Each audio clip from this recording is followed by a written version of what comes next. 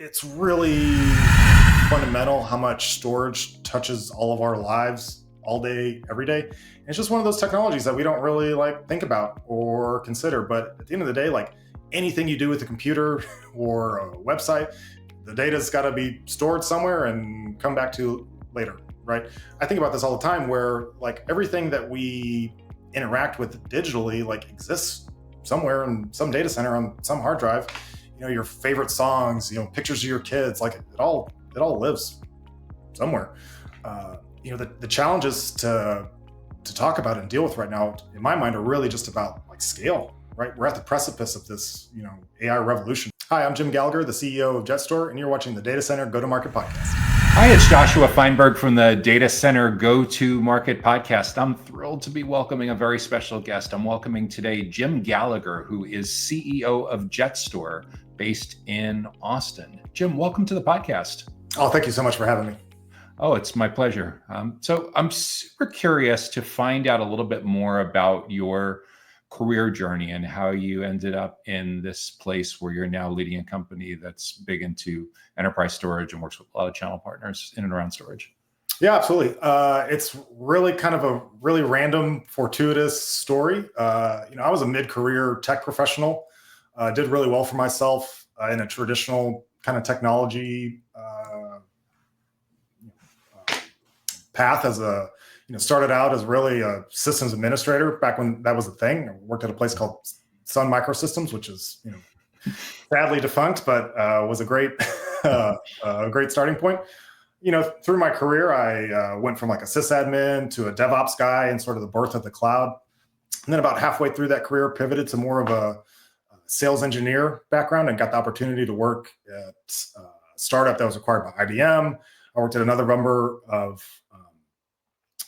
startup type environments, again, more in the high tech kind of software space. And then learned about a program that was available from the government to finance business acquisitions, and learned about JetStor being essentially for sale from the previous owner, Gene, who you had on the company. So I went through this process of learning about how to acquire medium-sized business, and really just hit the ground running. So I went from a guy who was really a high-level sales engineer, solutions architect. I'd worked at all the way up to AWS and done a lot of go-to-market strategy for another cloud-based software startup. But with the advent of AI and I can't really predict the future, but I know software is going to change a lot. And it just made sense to me, at least at the time, to consider a pivot back into the hardware world. As AI tends to revolutionize software, I don't know what's going to happen, but if the robots take all of our jobs, right, they still got to live somewhere. So it made sense for me to consider pivoting back into storage. Yeah, it's really interesting when you talk through your career progression, because as IT professionals become more and more allergic to spending time with sales, they love spending time with peers. And in many ways, you can totally still pull off being, even if a couple of years removed, you'll have really good, decent quality conversations with mid-level, senior level IT professionals because of that background. I see a lot of people that have been career sales people that have worked for colo providers and infrastructure companies, where the sales people have to take a concerted effort to go get Cisco certified and CompTIA certified and Microsoft certified, so they have this training and they can do better tours and have better conversations and more street cred. But you already have it.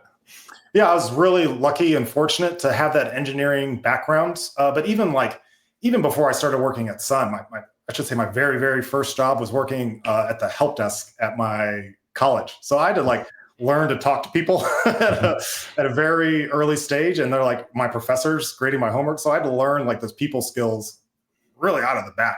And for me, as an engineer first and foremost, I almost approach sales with that engineering mentality of, what am I trying to do here for this person? And you kind of quickly learn, especially as an engineer, that people don't want to be sold, right? They want to have problem solved. Yeah. So if you come to them with a problem solving mentality of, hey, I've got this widget on my truck that sounds like it could fit the bill, Mr. Customer, what do you think? Versus that really heavy handed sales mentality. I think, to your point, you're seeing this more and more in the world, that traditional sales is kind of going away, at least in the tech world, where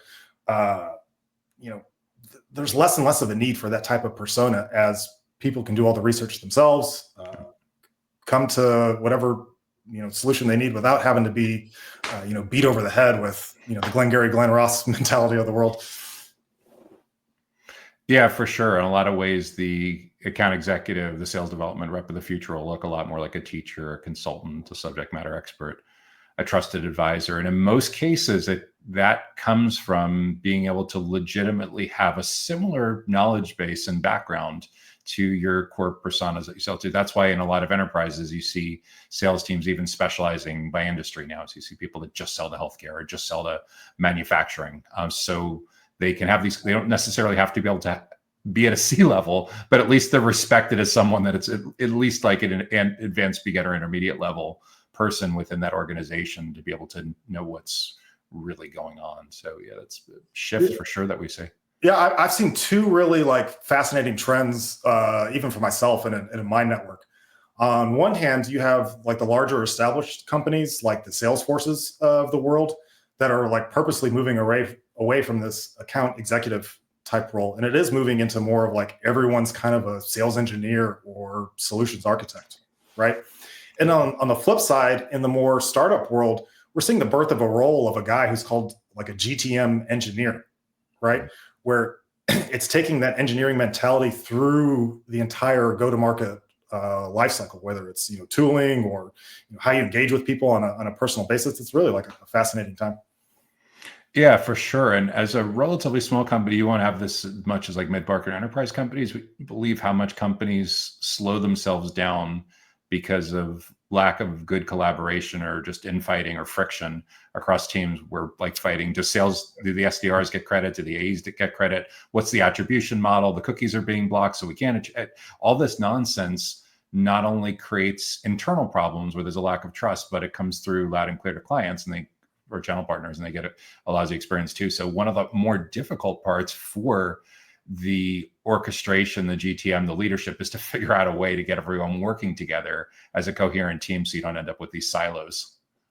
Yeah, absolutely. One simple mantra that I've tried to live by as I do more and more go-to-market focused efforts is really just be easy to do business with, right? It seems like a really simple idea, but this whole process of I got to talk to an SDR first, and then I got to talk to a sales rep, and then I got to get an engineer on the phone, and the engineer's got to get the part. It's no, make it easy for people to give you their money. You know what I mean? Make that process easy for them.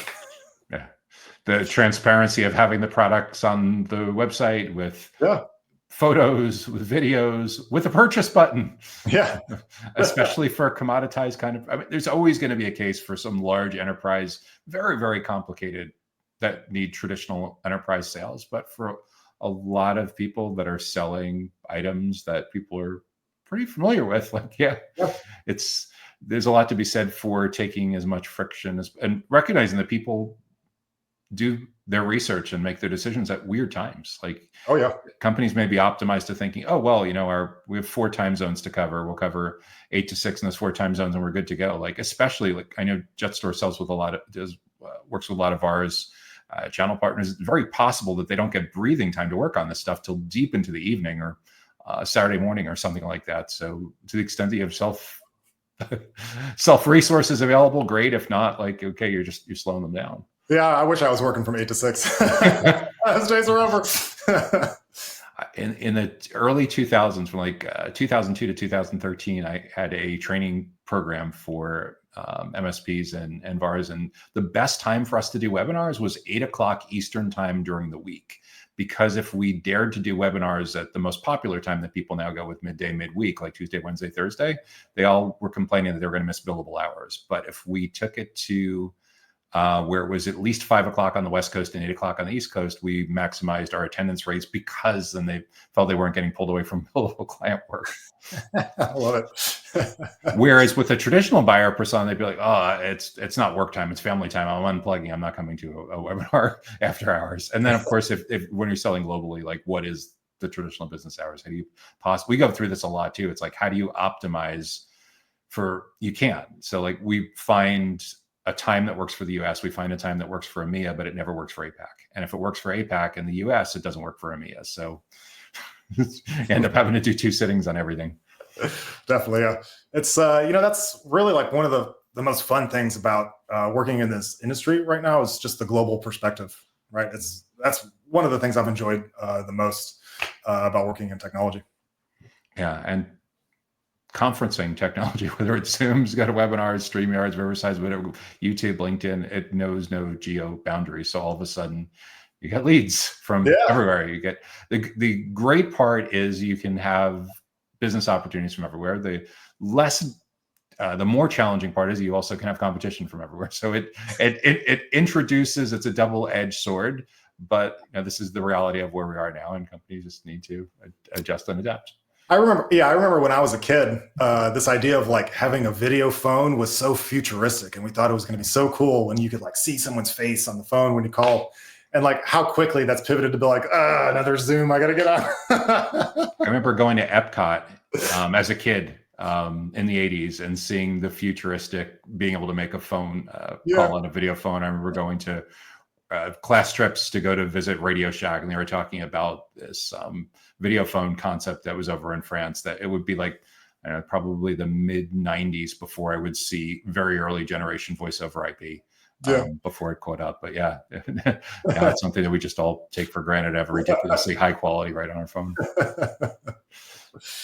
So Jim, imagine from time to time you're at a stage in your career where you get approached by people that are really early on, either in college or maybe even in high school, or maybe even before high school, and they're curious about what you've done in your career and where you see some of the opportunities in enterprise IT and cloud and digital infrastructure and data centers. So if someone's son or daughter or teenager were to approach you and want to pick your brains about career advice, especially for non-technical careers, more client-facing roles, what would you tell someone in that situation?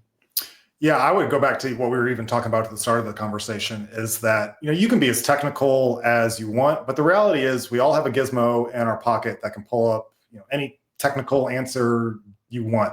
I was just on Grok, the new X AI system, just like kind of feeling out what it would look like for it to take a customer request and turn it into an architecture. And it's insane, right? I mean, the technical skills are getting abstracted and like turned over to the machines, like at such a rapid pace. It's really kind of mind-boggling. Like the quality of work that's coming out of these new AI systems on the technical front is just going to accelerate. And like the pace at which it accelerates is also going to accelerate. It's really kind of mind-boggling. And to that end, even like the digital like marketing and outreach efforts, it's all being saturated because the computers can do that now, right? So as someone who's maybe early on, or this kind of hypothetical scenario, I would focus more on the person-to-person connection, right? I find that even for myself as a newish CEO trying to grow a business, that people want to buy from people, right? And being able to tell a story, connect to someone, listen, ask questions, right? I had a mentor back in my early days, Kip Shower. He's over at Google right now. And he just told us, like, keep asking questions. And this idea of really like learning to care about people, not in like a false way, but really like deeply care about what people are trying to do and trying to solve, and like be a good hang. Like these are like soft skills at the end of the day.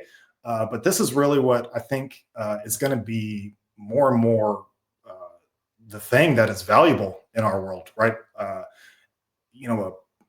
I can write an application in 30 minutes that I can push out on to the world. This is something that used to take teams of engineers hours and weeks and months, and I'm an idiot with the phone just typing like, make me something that makes cat videos, and like it'll do it. Like we're in a brave new world in this way. So it's just like the skill of developing human to human connection, I think, is really going to be paramount going forward. So maybe in high school, they should be pushing teens to do more role plays and more debates and more presentations, kind of a la Toastmasters, and less Python. Absolutely. And, actually, like funnily enough, though, I just saw a presentation from a local meetup here in Austin where a guy has a company that does AI-based rep coaching.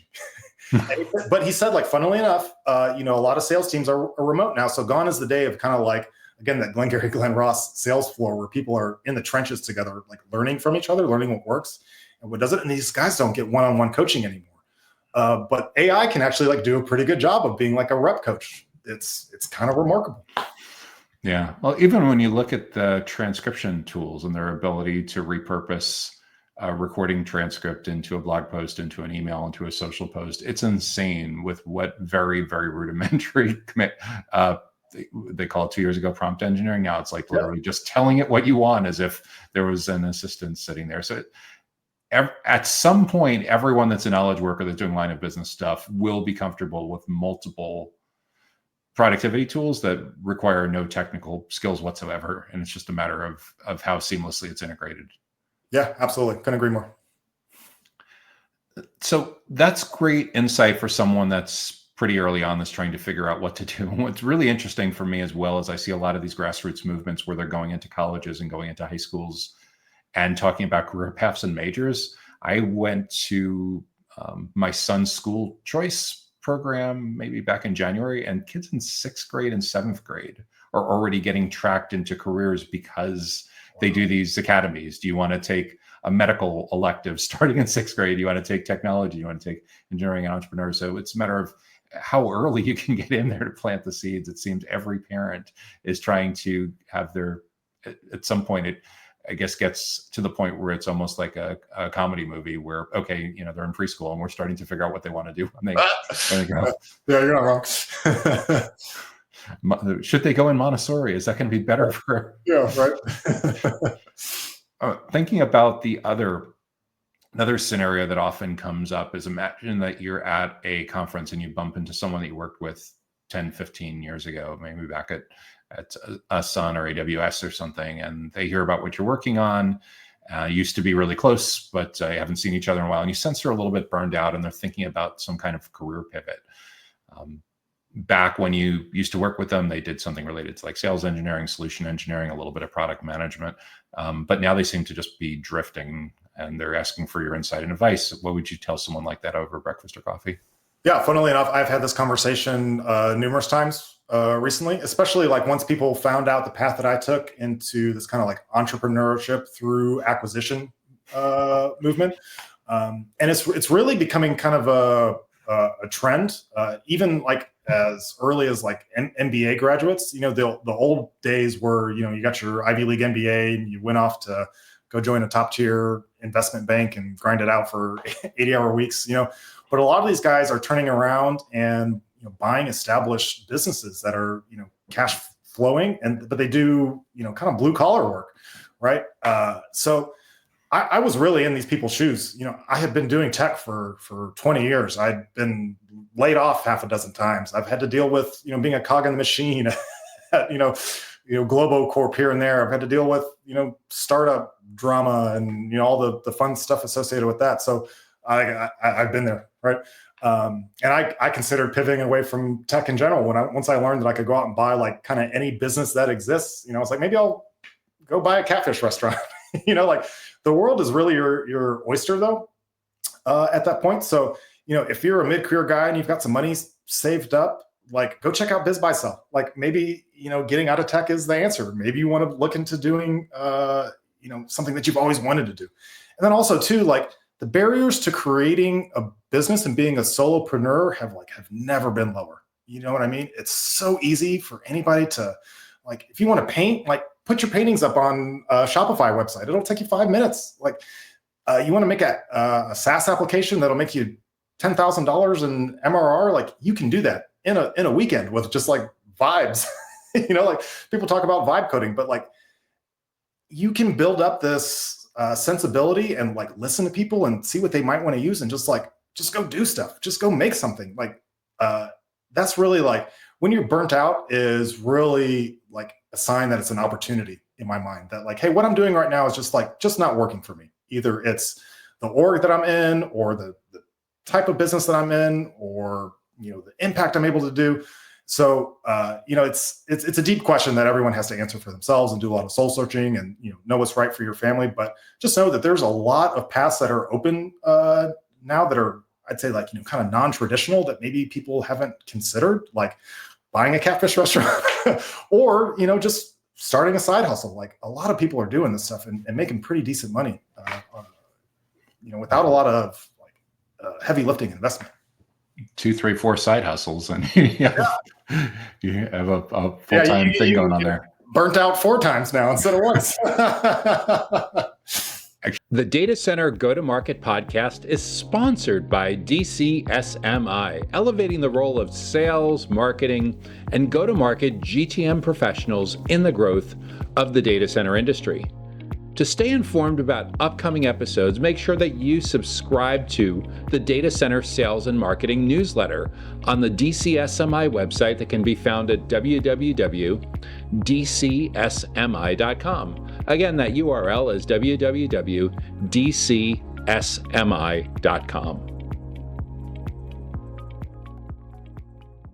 Actually, in the space with some of the people you may meet from JetStor, historically, computer reseller kind of businesses where the founders started in the 80s and 90s, most of them are getting around retirement age now. Yeah. And a lot of them have not seen a glamorous enough business that a son or daughter is terribly interested in taking it over. So yeah, there's a lot of like, what now? And I see the roll-ups happening more now than they did over the last 10 or 20 years. I'm surprised it's taken this long. I'm surprised there hasn't been more consolidation across professional services firms. But yeah, there's a lot of generational opportunities too with boomers that want some kind of exit so they can move on with the next phase of their life.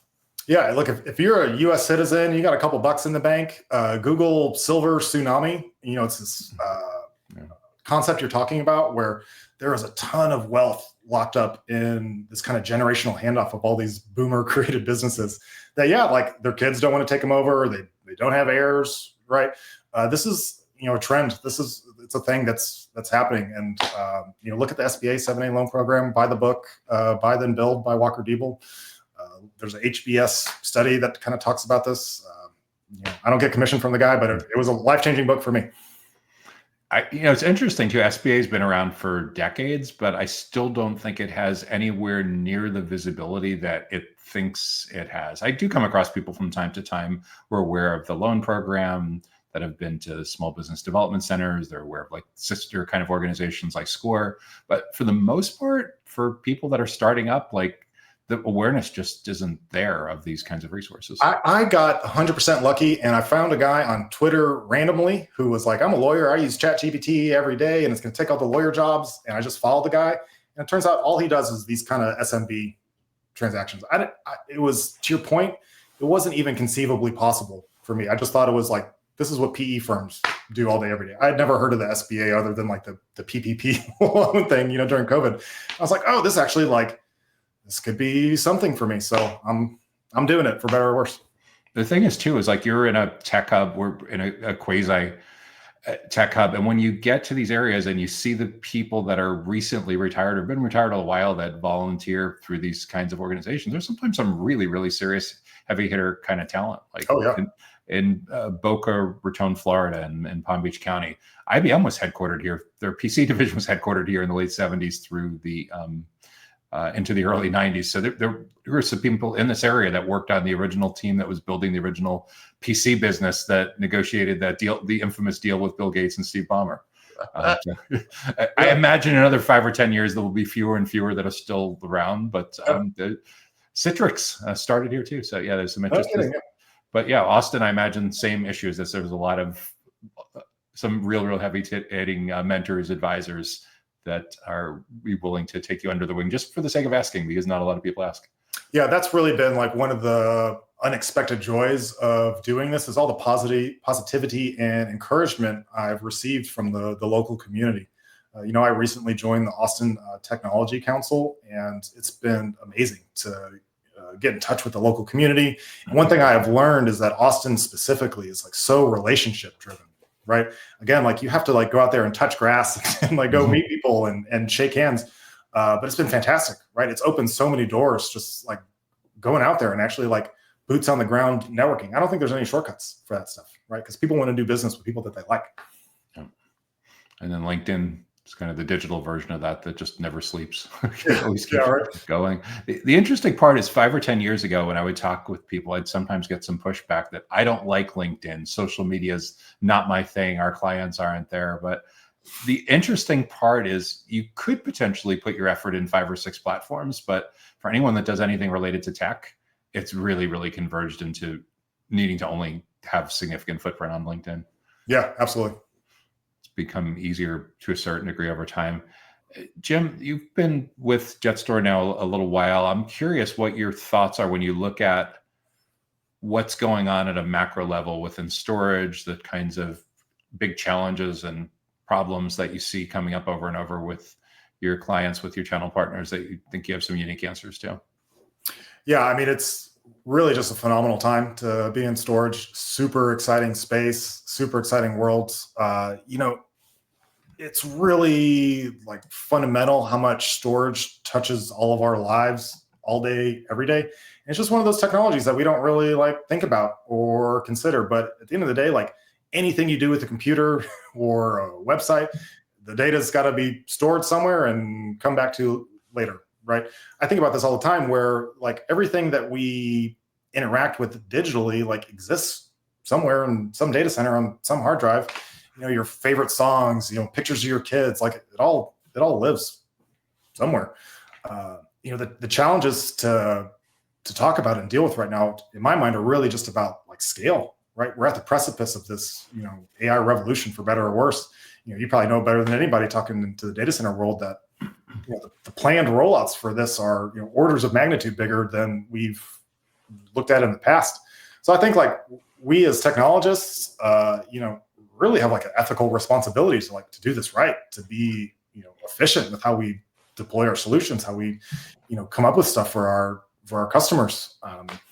And the great thing about storage is it's constantly evolving on one hand, but on the other hand, it's still like things haven't really changed all that much since I was a sysadmin 20 years ago. Like we're still using ZFS. We still got hard drives floating around. I'm still having to ship up tapes and pack them around. So there's that kind of like that familiarity, that comfort that comes along with that. That's on one hand. And on the other hand, right, it's, how do we navigate the differences between like a cloud storage and doing things on premises in our own data centers? These are, fun challenges to solve, but really I think the biggest opportunity is how do we navigate the scale of what's coming, right? From like power generation on up. Are most of the clients that you're talking to when they're thinking about storage challenges, is the application more legacy-ish kind of video, multimedia kind of content? Is it more AI driven? Are there other applications that are forcing just this massive increase in storage needs? It's all the above, right? I think video is really the primary driver of storage consumption when you think about it. Just big files, incompressible. The resolutions keep getting larger, and it's been that way for a long time. I think where AI comes into play is really just the sheer volume of stuff that's being created now. You don't have to have a guy walking around with an 8K camera, filming this stuff. You can just have some dude on a computer typing a prompt, and next thing you know, it's spitting out, petabytes worth of data. But again, like the use cases really aren't that different than they've been since really kind of the dawn of computing. You got databases, you've got virtualization, archival. It's really kind of the same stuff, but just faster and bigger. Yeah, it definitely accelerates a lot of growth, and it's definitely bringing a lot of questions about how. But by the time someone is talking to you, more than likely they've dealt with the zoning issues, the site selection, the facility is built, it's been commissioned, Yeah. The racks are in place, and now they're thinking about what they're going to do with the network attached storage physically in the servers. So I imagine there's less controversial issues that come up with playing defense on some of the issues that other people in the data center ecosystem have to navigate. Oh yeah, we're definitely fortunate that we're downstream from a lot of that. We just wait for the thing to open its doors. We're ready to put our stuff in there. So when you think about looking into your crystal ball over the next 2, 3, 4 years, how do you think the role of growing a company like JetStor is going to change in your go-to-market with the kind of clients that you work with, the technology challenges, the competitive landscape? Yeah, we're trying to do everything we can to really be a modern, forward-thinking company when it comes to go-to-market. And this really dovetails into what I alluded to earlier in the call in terms of developing a like go-to-market engineer persona. And our whole ethos as a company at JetStor is like, we don't have salespeople, right? We're all engineers that work there. I'm an engineer. You have had Gene Lazarevich, our founder, on the show before. He's an engineer, right?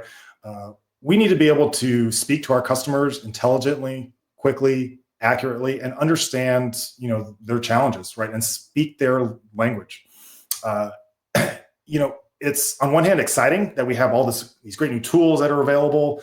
The world of go-to-market AI infused toolkits has never been richer, but it's challenging to navigate, right? I need one tool that does lead finding, another tool that does lead enrichment, another tool that does personalized outreach.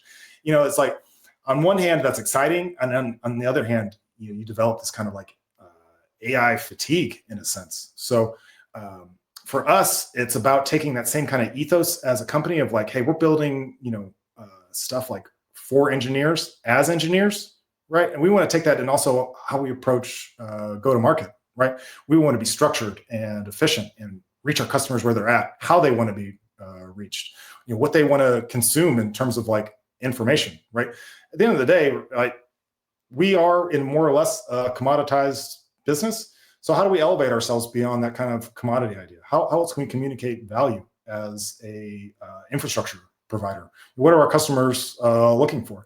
And it comes down to like solving their problems, right? What are you specifically in your industry, in your company? Like, what's keeping you up at night? What can we help you solve with what we have on the truck? That's what we're trying to bring, to the market, and really like as AI accelerates kind of everything it touches. That's the biggest thing we're just trying to stay on top of is like use the tools intelligently where they're available, but like don't lose the human connection, right? Don't lose the problem solving mentality and like the customer obsession. I hate to use the AWS leadership principles, but they lobotomize them onto you when you work there. But even in a commoditized space, I imagine that especially with larger installations, you're providing a lot of consulting and insights and advice early on as part of the mapping out the opportunity and what needs to be spec'd out, and then potentially guiding them in the right direction with implementation. Absolutely. That's, our bread and butter as a company, right? And it comes back to just like being engineers and understanding the trade-offs that they have to navigate as customers, right? Not all storage hardware and primitives are the same. Yeah, you can get a hard drive or you can get a solid state hard drive. Like, which one's going to be better for your use case? The answer is, it depends, right? And so helping customers understand like what the trade-offs are for each one of those it depends type questions is where we can deliver value beyond just being, a commodity. And so the question is do you see in the foreseeable future that when you look at your personas that producing this content that allows them to consume, being kind of in the business of producing training and curricula and everything that helps them do their job, is that something you're thinking about in the coming years? Definitely. We are heavily investing in educational materials, both written and video. And we're also doing it with our ecosystem of partners, right?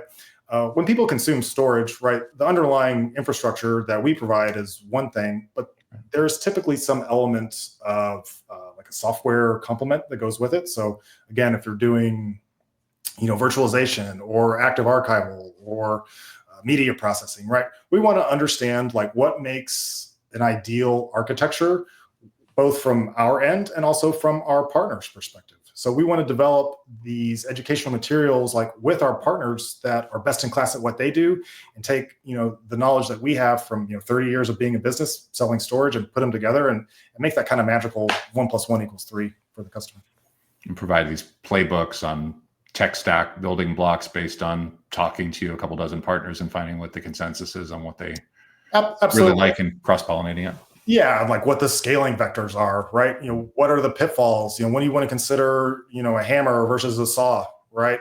I use a lot of like car analogies when I'm talking about these things because, like to get from point A to point B, you could take a bicycle, or you could take a bus, or you could take a boat, or you could take a plane. Like, you have a lot of options, but understanding the trade-offs and like what's important to you, the customer, not what's important to me, the sales guy, is really critical in terms of earning that trust and ultimately like earning the business. That's the key thing, is education and trust building. And as long as that philosophy is starting with you and permeating down to everyone else on the team, it really makes for a much better prospect experience, customer experience, partner experience, all of the above, getting the culture right internally. So the feeling of trust radiates out into the industry. Yeah, that's what we're trying to do here. And thankfully, like, I've had great experience. I was making fun of AWS earlier, but like, they really teach you that to their heart. They really mean that stuff, right? Caring about your customer. I've had a lot of great mentors and bosses over the year that really, show me the value of just caring about your customer, like at a deep fundamental level, and like how much that translates. Yeah, no, the empathy matters a ton. And the best way to figure out what to care about is just spending more time with them in some way, shape, or form that lets you know what's asking questions going on. The 5 whys. Yeah. Over and over again to keep peeling it away. Like you talked about podcasts, I kind of look at webinars as the first cousin of podcasts. You do enough good podcasts, you have natural people to invite on to webinars, and then some people will attend live, some people watch it later, some people watch it years later. Yeah. But it's all just different ways of getting people to learn. And to the extent that companies are able to insert themselves into that professional development context, they get out of the vendor box pretty quickly. I think a lot of the reason why Microsoft and Cisco have persevered over decades is the ridiculous investments that they've made over the years in training and certification programs to indoctrinate millions of IT professionals in their way of approaching the market. Yeah, I like that. Indoctrination. We're going to set up JetStor indoctrination camps. All this stuff used to be so complicated, but even today, like 10, 15, 20 years ago, if you wanted a learning management system, 7-figure kind of investment. There were no learning management systems that you could spin up for $49 or $99 or $200 a month or something like that to quizzes and badges and everything. But yeah, it's completely changed. And what's ended up happening is as the tools get easier, it just becomes, it stops being a nice to have and just becomes a kind of price of entry for having the mind share that you want and building a more loyal base. Yeah. And so at the end of the day, as you're trying to give clients and make sure that it's painful for them to consider that they've gotten so much value from you, there's no reason for them to consider all other alternatives. And the same thing with channel partners. That the tricky part I always tell people with channel partners is you're competing with 5, 10, 20 other things that they other companies that they work with at any given time, not necessarily in your category, but there's only so much of their attention to go around. Yeah, absolutely. When it works out well, you can have people that are VARs, integrators, MSPs with your category for like years, decades. Oh yeah. Thankfully that came with the company when I bought it. Gene has been a phenomenal resource in that front. I've got awesome VARs and awesome channel partners that have been with us for decades and thankfully continue to stick with us. It's been fantastic. And it allows you to grow without having to take on tons of capital. I think the channel playbook is a huge part of the reason why many companies are able to be a lot more capital efficient than others and to stay closely held longer. Yep. Gives you a lot more choice. But yeah, this has been super fascinating to learn a little bit more about your career, why you decided to buy a business, what was appealing to this, what you learned along the way of stepping into this role of leading and owning JetStor and where you see the marketplace going in the next couple of years. If someone wants to reach out to you, follow what you're doing, is LinkedIn a good channel for learning about you and JetStor? Yeah, LinkedIn is our #1 kind of social channel that we work on today. You can always go to jetstor.com. And yeah, look forward to connecting with everybody. That's terrific. I've been speaking with Jim Gallagher, who is CEO of JetStor based in Austin. Jim, thanks so much for joining me for the podcast. Oh, thank you so much.